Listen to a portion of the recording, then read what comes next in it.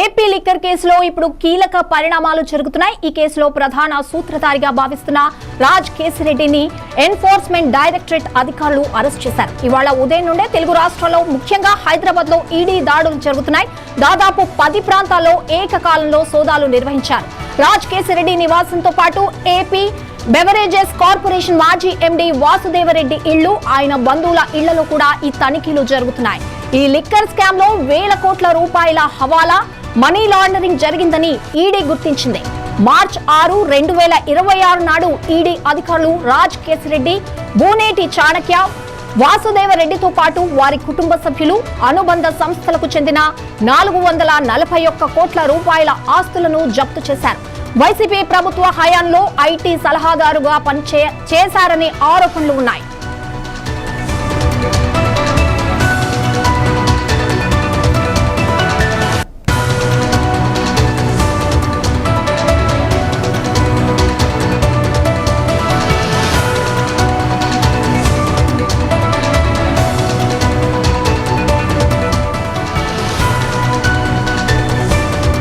AP liquor కేసులో ఇప్పుడు కీలక పరిణామాలు జరుగుతున్నాయి. ఈ కేసులో ప్రధాన సూత్రధారిగా భావిస్తున్న రాజ్ కేసిరెడ్డిని ఎన్ఫోర్స్మెంట్ డైరెక్టరేట్ అధికారులు అరెస్ట్ చేశారు. ఇవాళ ఉదయం నుండే తెలుగు రాష్ట్రాల్లో ముఖ్యంగా హైదరాబాద్ లో ఈడీ దాడులు జరుగుతున్నాయి. దీనికి సంబంధించి మరింత సమాచారం మా ప్రతినిధి కృష్ణ అందిస్తారు. కృష్ణ, ఈ ఈడీ దాడులు ఇప్పటి వరకు నిర్వహించారు, ఇంకా ఏమైనా ఆధారాలు లభించాయా? ఇంకేమైనా ఆస్తులు ఏమైనా జప్తు చేశారా?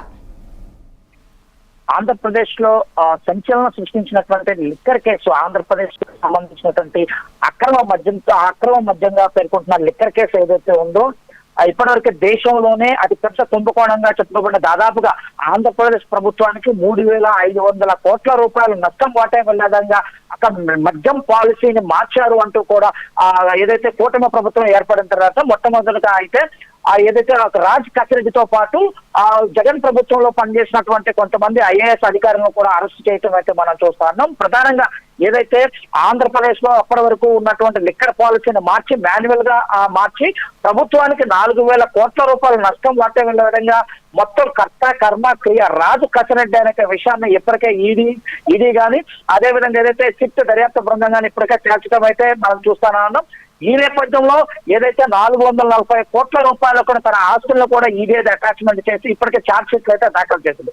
ఈ నేపథ్యంలో ఏదైతే న్యాయస్థానం ఇచ్చినటువంటి ఏదైతే సూచనల మేరకు ఈ రోజు మరొకసారి హైదరాబాద్ తో పాటు తెలుగు రాష్ట్రాల్లో కూడా రాజ్ కేసిరెడ్డితో పాటు మరొక 10 మంది ఇళ్లలో కూడా ఈడీ సోదాలు అయితే ఉదయం నుంచి కూడా నిర్వహిస్తున్నట్లు చూస్తాం. ఈ నేపథ్యంలో మరొకసారి రాజ్ కేసిరెడ్డి అయితే ఈ రోజు పోలీసులు అయితే అరెస్ట్ చేస్తాం అయితే మనం ఇందులో ఇంకా ఏపీ బెవరేజెస్ కార్పొరేషన్ మాజీ ఎండి కూడా ఉన్నట్టు గుర్తించారు. అండ్ వాళ్ళ బంధువుల నుంచి కూడా ఇంకేదైనా సమాచారం కానీ ఆస్తులు కానీ జప్తు చేయడం జరిగిందా? ఇంకా రైట్స్ కొనసాగుతున్నాయా? ప్రస్తుతానికైతే ఏదైతే రాజ్ కేసిరెడ్డితో పాటు మరికొంతమంది ఆస్తులను అయితే ఇప్పటికే అటాచ్మెంట్ అయితే చేయటం అయితే చూస్తాను.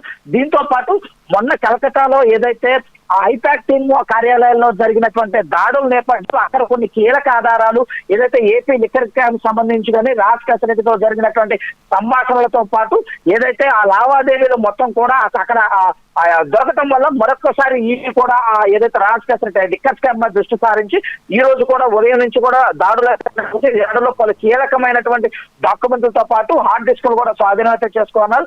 అసలు డబ్బులు ఎలాగా వీళ్ళు రూటింగ్ చేస్తారు, మనీ లాండరింగ్ ద్వారాగా అదేవిధంగా ఎట్లాగైతే ఈ యొక్క డబ్బుని హవాలా రూపంలో ఎలా మార్చారు, షెల్ కంపెనీని సృష్టించి మళ్ళీ తిరిగి రియల్ ఎస్టేట్ లోకి డబ్బు ఏ విధంగా తరలించడానికి కోసం కీలక సమాచారం ఇప్పటికైతే ఈడీ గారి సిట్టు బృందం కూడా సేకరించడం మనకి స్పష్టంగా తెలుస్తుంది.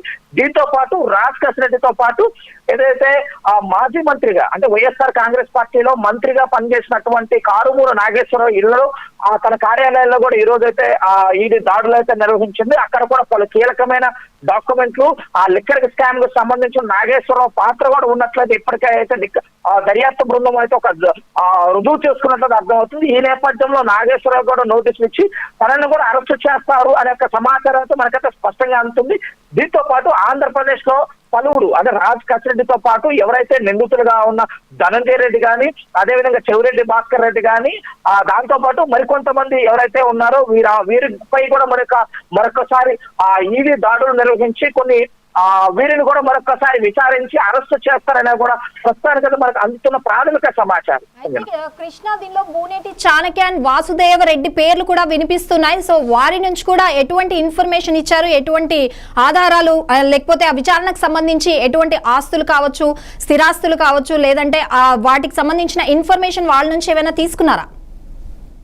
తప్పకుండా ఇప్పటికే పలు కీలకమైనటువంటి డాక్యుమెంట్లు, అంటే మొత్తం రాజు కసిరెడ్డే ఈ కర్త కర్మ సూత్రధారి అని చెప్పేసి ఇప్పటికే ఆ పోలీసులు అయితే ఒక నిర్ధారణకి రావటం, ఈ రాజు కసిరెడ్డే మొత్తానికి అంటే ప్రతి నెల ఏదైతే ఆంధ్రప్రదేశ్ ఉన్నటువంటి గతంలో ఉన్న పాలసీకి విరుద్ధంగా ఆ 2019-24లో ఆ మాన్యువల్ పాలసీ మార్చి ఏదైతే నకిలీ మద్యాన్ని కొనుగోలు చేసి ప్రతి నెలకి 60 లక్షల రూపాయలు లాభం వచ్చే విధంగా 60 కోట్ల రూపాయలు కొన్ని భద్రపరిచి దాన్ని ఎలక్షన్ కి డైవర్ట్ చేసి ఎలక్షన్ తో పాటు ఏదైతే రియల్ ఎస్టేట్ కంపెనీ షెల్ కంపెనీల ద్వారా రూపీ చేయడానికి కీలక పాత్ర పోషించినటువంటి ఏదైతే రాజకీయ అన్ని కూడా కీలకమైన డాక్యుమెంట్లతో పాటు అన్ని ఆధారాలు ఇప్పటికే ఈడీ గానీ అదేవిధంగా సిట్ అయితే సేకరించింది.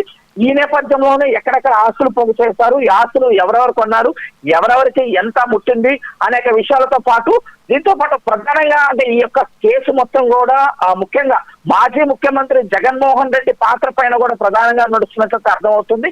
ఈ జగన్మోహన్ రెడ్డి పాత్ర ఎంత ఉంది దీంట్లో, అతనికి తెలిసే జరిగిందా అనేక విషయాలపైన కూడా లోతుగా అయితే ఈడీతో పాటు సిట్ బృందంతో దర్యాప్తు చేస్తుంది. ఏమైనప్పటికీ ఈ రోజు అరెస్ట్ చేయటము, ఈ రోజు అరెస్ట్ చేసిన రాజు కసిరెడ్డి నుంచి మరిన్ని కీలక సమాచారం కూడా బయటకు రాబోతుంది. అదే కీలకంగా ఇచ్చే సమాచారం బట్టి పెద్ద వ్యక్తులు ఎవరైతే ఆంధ్రప్రదేశ్ లో మరికొంతమంది ఉన్నారో వాళ్ళు కూడా అరెస్ట్ కాబోతున్నారు అంటూ కూడా పెద్ద ఎత్తున స్పెక్యులేషన్స్ అయితే వస్తున్నట్లు మనకి స్పష్టంగా కనిపిస్తుంది. Thank you Krishna.